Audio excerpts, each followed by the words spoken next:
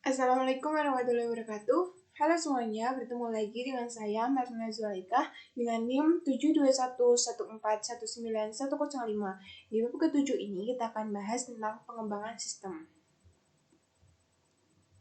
Ini adalah pembahasan apa yang kita bahas pada bab kali ini.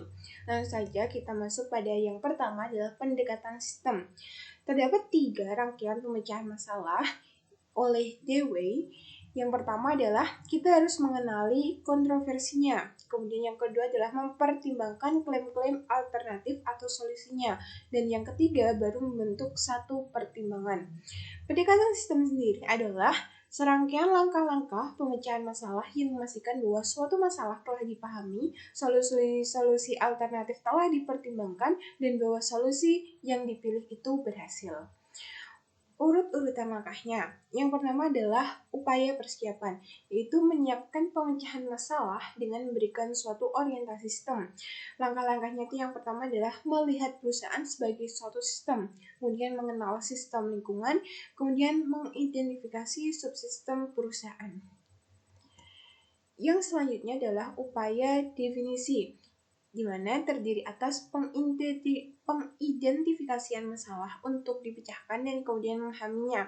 Upaya definisi ini dirangsang oleh suatu pemicu masalah, yaitu suatu sinyal yang menandakan bahwa keadaan berjalan lebih baik atau lebih buruk dari yang telah direncanakan. Langkah-langkahnya itu yang selanjutnya adalah melanjutkan dari tingkat sistem ke tingkat subsistem, kemudian menganalisa bagian-bagian sistem dalam urut-urutan tertentu. Unsur-unsur sistem dalam pemecahan masalah sendiri itu yang pertama adalah mengevaluasi standar, kemudian yang kedua adalah membandingkan output sistem dengan standar, yang ketiga adalah mengevaluasi manajemen, kemudian mengevaluasi prosesor informasi, kemudian mengevaluasi input dan sumber daya input, kemudian mengevaluasi proses transformasi, dan yang ketujuh adalah mengevaluasi sumber daya output. Upaya yang ketiga adalah upaya solusi, adalah melibatkan pengidentifikasian solusi-solusi alternatif, mengevaluasinya, memilih salah satu solusi yang terlihat paling baik, menetapkan solusi tersebut, dan menindaklanjutinya untuk memastikan bahwa masalah telah terpecahkan. Langkah-langkahnya adalah mengidentifikasi solusi-solusi alternatif, kemudian mengevaluasi solusi-solusi alternatif tersebut, kemudian memilih solusi yang terbaik, kemudian mengimplementasikan solusi, dan yang terakhir adalah menindaklanjuti untuk memastikan keefektifan solusi tersebut. Ini selanjutnya adalah siklus hidup pengembangan sistem. Pendekatan sistem sendiri adalah sebuah metodologi. Metodologi adalah satu cara yang direkomendasikan dalam melakukan sesuatu atau memecahkan masalah. Siklus hidup pengembangan sistem atau kita yang sebut System Development Life Cycle (SDLC) adalah aplikasi dari pendekatan sistem bagi pengembangan suatu sistem informasi. SDLC tradisional itu terdapat 5 tahapan. Yang pertama adalah perencanaan, kemudian analisis, kemudian desain, yang keempat adalah implementasi, dan yang kelima adalah penggunaan. Ketika sebuah sistem telah melampaui masa manfaatnya dan harus diganti, maka satu siklus hidup baru akan dimulai dengan diawali dengan tahap perencanaan. Yang selanjutnya adalah prototyping. Prototyping sendiri adalah satu versi dari sebuah sistem potensial yang memberikan ide bagi para pengembang dan calon pengguna bagaimana sistem akan berfungsi dalam bentuk yang telah selesai. Jenis-jenis prototype sendiri adalah yang pertama adalah evolusioner, yang dimana terus-menerus disempurnakan sampai memiliki seluruh fungsionalitas yang dibutuhkan pengguna dari sistem yang baru. Yang kedua adalah persyaratan, dikembangkan sebagai satu cara untuk mendefinisikan persyaratan-persyaratan fungsional dari sistem baru ketika pengguna tidak mampu mengungkapkan apa yang mereka inginkan.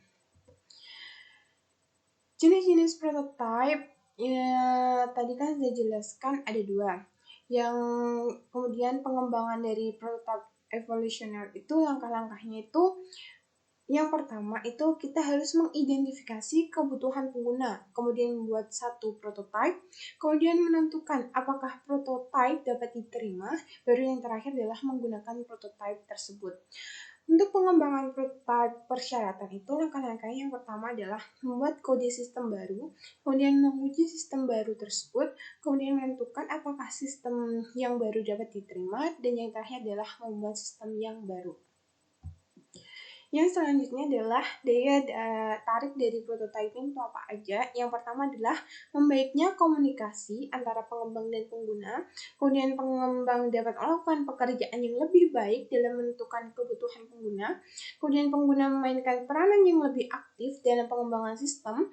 Kemudian pengembang dan pengguna menghabiskan waktu dan usaha yang lebih sedikit dalam mengembangkan sistem. Dan yang terakhir adalah implementasi menjadi jauh lebih mudah karena pengguna tahu apa yang diharapkan. Kemudian potensi kesulitan dari prototyping itu apa aja? Yang pertama adalah terburu-buru dalam menyerahkan prototype, di mana dapat menyebabkan diambilnya jalan pintas dalam definisi masalah, evaluasi alternatif, dan dokumentasi. Kemudian pengguna dapat terlalu gembira dengan prototype yang diberikan yang mengarah ekspektasi yang tidak realistis sehubungan dengan sistem produksi nantinya. Kemudian prototype evolusioner bisa jadi tidak terlalu efisien, dan yang terakhir adalah antarmuka komputer manusia yang diberikan oleh beberapa alat prototyping tertentu kemudian tidak mencerminkan teknik-teknik desain yang baik. Pengembangan aplikasi cepat. Rapid Application Development atau yang kita sebut dengan RID adalah pengembangan aplikasi cepat, suatu pengembangan siklus hidup yang dimaksudkan untuk memproduksi sistem dengan cepat tanpa mengorbankan mutunya. RID sendiri adalah strategi, metodologi, dan alat terintegrasi yang terdapat di dalam suatu kerangka kerja yang disebut dengan rekayasa informasi.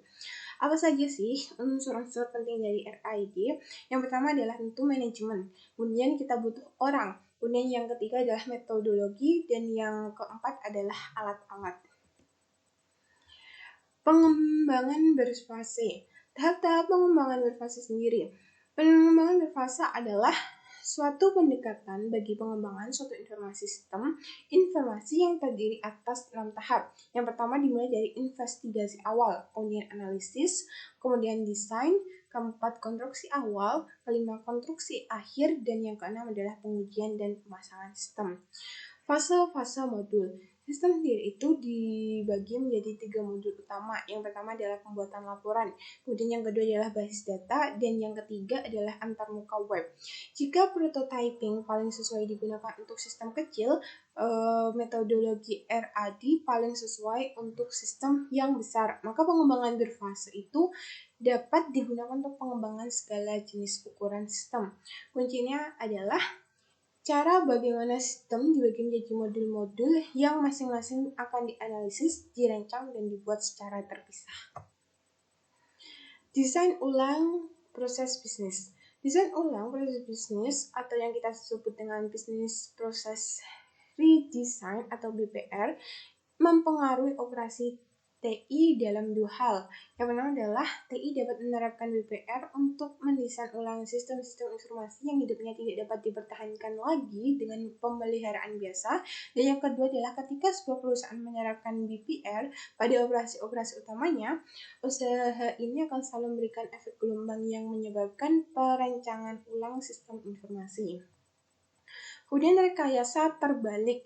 Rekayasa terbalik sendiri adalah proses menganalisis sistem yang sudah ada untuk mengidentifikasi unsur-unsur dan saling keterhubungan di antara unsur-unsur tersebut sekaligus untuk membuat dokumentasi pada tingkat abstraksi yang jauh lebih tinggi daripada yang telah ada pada saat ini. Dengan kata lain, itu adalah mengembangkan sistem yang sudah ada. Tujuan dari rekayasa terbalik sendiri adalah untuk dapat lebih memahami sebuah sistem agar dapat melakukan perubahan dengan cara-cara lain seperti rekayasa ulang. Nah, apa itu rekayasa ulang? Rekayasa ulang adalah merancang ulang sebuah sistem seluruhnya dengan tujuan mengubah fungsionalitasnya. Yang selanjutnya adalah pemilihan komponen-komponen BPR. Yang pertama ada mutu fungsionalitas, adalah ukuran dari apa yang dikerjakan oleh sistem. Kemudian mutu teknis adalah ukuran dari seberapa baik sistem itu. Jadi ketika mutu fungsionalitas dan teknis itu sama-sama buruk, maka dibutuhkan proyek rekayasa ke depan atau mengulang semuanya. atau kita sebut tadi pembahasannya adalah rekayasa ulang. Tapi ketika fungsionalitasnya baik tapi mutu teknisnya itu buruk ataupun sebaliknya, maka menggunakan rekayasa terbalik. Tapi ketika fungsionalitas dan teknisnya udah baik, maka kita tidak perlu mengubah tapi biarkan saja sistem itu apa adanya. Kemudian menempatkan SDLC tradisional, prototyping, RAD, pengembangan berfase, dan BBR dalam perspektif. SDLC tradisional, prototyping, RAD, dan BBR semuanya adalah metodologi, yaitu cara-cara yang direkomendasikan dalam mengembangkan sistem informasi. Kini sendiri, perusahaan-perusahaan itu sedang memperbarui sebagian besar sistemnya yang sebelumnya diimplementasikan dengan menggunakan teknologi komputer yang sudah usang jika dilihat menurut standar saat ini. BBR digunakan untuk pendekatan yang memanfaatkan penggunaan teknologi sepenuhnya. Kemudian alat-alat pengembangan sistem. Para pengembang sistem juga membutuhkan dan menggunakan alat-alat. Apa saja alat yang dibutuhkan untuk pemodelan data itu? Yang pertama adalah diagram relasi entitas dan diagram kelas. Pendekatan yang dipicu oleh data dan dipicu oleh proses. Jadi pada tahun-tahun awal pengembangan sistem komputer itu, hampir seluruh perhatian diberikan ke proses-proses yang akan dikerjakan oleh komputer. Kemudian, munculnya basis data di tahun 1970-an yang menarik perhatian akan pentingnya desain data, di mana alat-alat pemodelan data seperti diagram relasi entitas dan diagram kelas adalah bukti dari perhatian ini.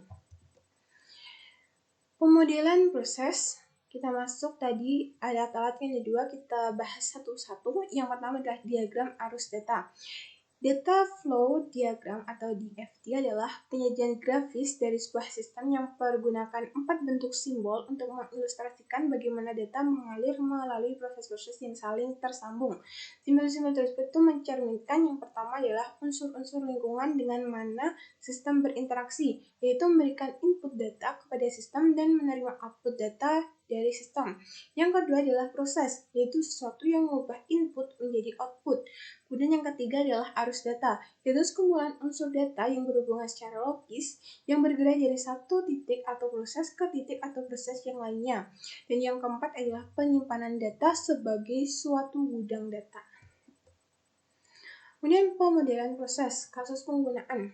Kita masuk ke kasus penggunaan. Kasus penggunaan adalah suatu uraian naratif dalam bentuk kerangka dari dialog yang terjadi antara sistem primer dengan sistem sekunder. Sistem primer sendiri adalah sebuah program komputer, dan untuk sistem sekundernya adalah orang yang berinteraksi dengan program komputer. Format kasus penggunaannya itu ada dua, menggunakan format naratif atau format pingpong itu memakai angka. Kemudian manajemen proyek. Yang pertama adalah steering committee SIM adalah untuk mengarahkan penggunaan sumber daya komputasi perusahaan.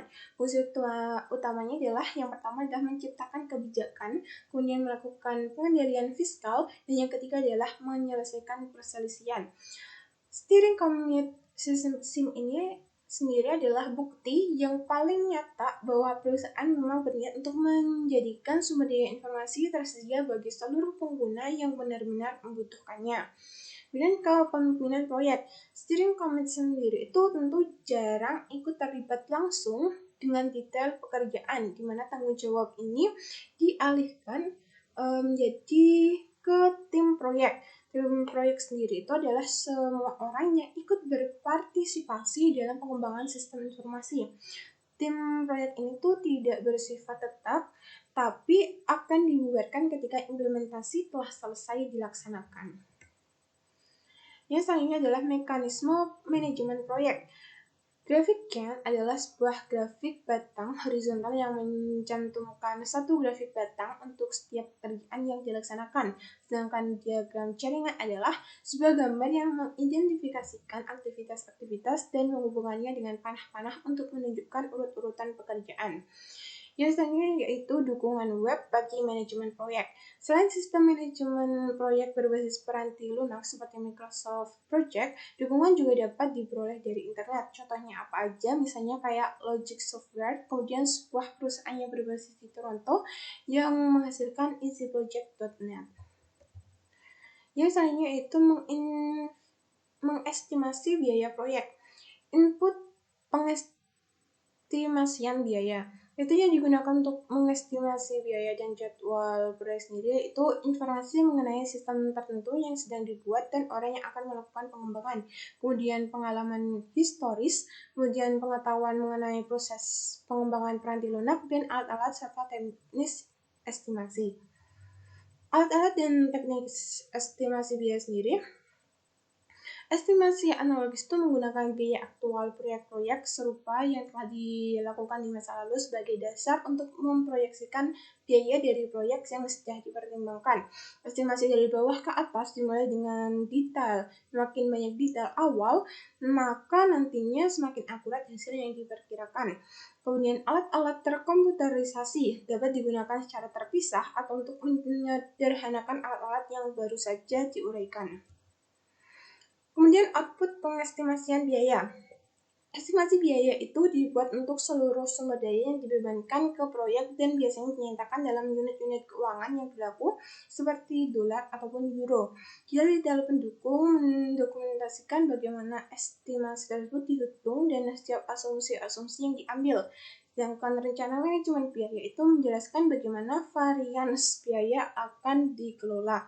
Jadi kalau dibagi itu inputnya itu ada work breakdown struktur, kemudian kebutuhan sumber daya, tarif sumber daya, estimasi durasi aktivitas, dan informasi historis. Sedangkan alat dan tekniknya itu ada estimasi analogis, estimasi dari bawah ke atas, dan alat-alat terkomputerisasi. Sedangkan outputnya menghasilkan estimasi biaya, detail-detail pendukung, dan rencana manajemen biaya. Demikian dari saya, terima kasih telah menyaksikan. Sampai bertemu pada pertemuan selanjutnya. Bye!